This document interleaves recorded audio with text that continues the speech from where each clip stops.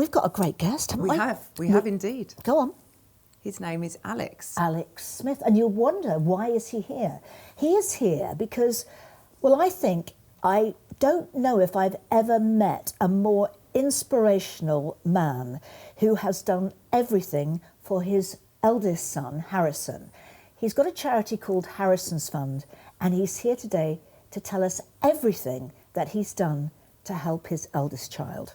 Thank you very much for having me. Oh, Thank you for coming on. Oh, so thanks. Alex, tell us, how did, because you were in marketing, weren't you? You were just an ordinary bloke. Yeah, ordinary guy in marketing and branding. Start? Life kind of changed.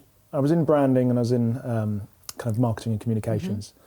And for about a year, our eldest son, Harrison, had been kind of levering himself from the floor. How old was he then? He was 3 at this point, and our youngest son, William, had arrived.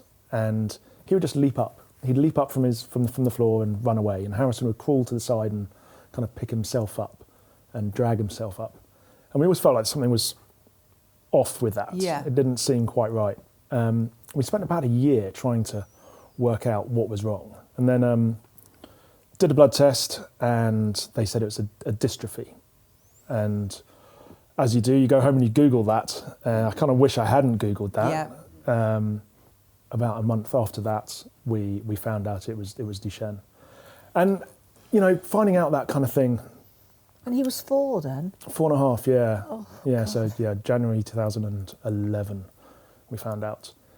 And the doctor who gave us the diagnosis literally said to us, I'm really sorry, it's Duchenne muscular dystrophy. Take him home, love him, give him a good life, he's going to die. And then literally ushered us out into the corridor. And that was it. Yeah, we had Harrison playing behind us at a table with some toys. That's ushered us out to the corridor. That's okay, off you go. And for me, that you're numb, right? You're numb.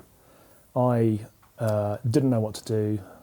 Don and I just drove home, kind of in silence, wondering what on earth we were going to do. Yeah, completely in shock. And not say how long or anything, just that? No, just that. There were 2 main charities at the time when we started, and one I didn't really like. They didn't seem to be focusing on Duchenne. Because I've never heard of this before. Yeah. Like, I'm sure many other people haven't even heard of it. So it's quite, I think to be told that and not know anything about it, I suppose, and then you think you're against the clock, so you're frantically trying to educate yourself about this condition. Yeah, totally. I mean, Duchenne's it's a fatal muscle wasting disease. So every single muscle in his body is deteriorating all the time. Most young men who have Duchenne are out into wheelchairs by the time they're 8 or 9. They're into power chairs at 10 or 11. Also, Harrison certainly was. So he's full-time power chair user. Can't walk anymore. And the rest of his muscles are slowly deteriorating. So when you started to raise money and so what happened? I mean, you thought, I'm going to start my own charity. Yeah, kind of August in 2011. So the same year? Same year, yeah, same year. I just felt like I could do something better. And so the thing that I think is, well, I want to talk about the events first, because some of the things that he's done, just fantastic. So after the ball, when did you go into these sort of like, incredible feats of strength and also dragging Harrison with you everywhere you went? I started the charity in 2012, January 2012, and I started training for my first big challenge in 2013. Yeah. So it was a year later. Which was what? I started training for Ironman triathlon. So I did 5 of them in the end. But 5 Ironmans in space of? 3 years. Wow. I decided that I was going to carry Harrison through an Ironman triathlon. Wow.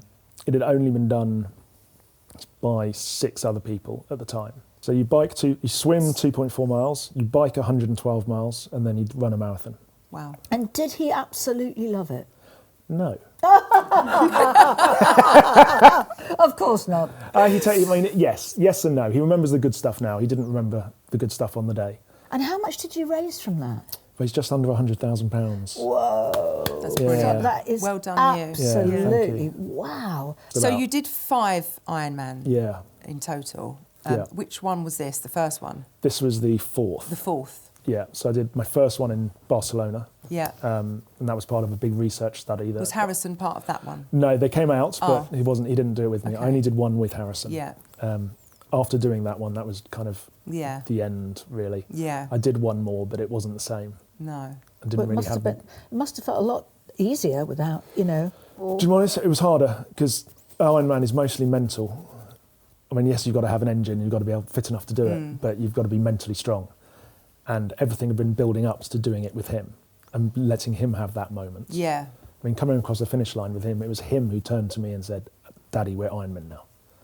Oh my God. Yeah, mental, right? Oh God. That's amazing. And so I didn't have that when I did it the second time, or the 5th time without him.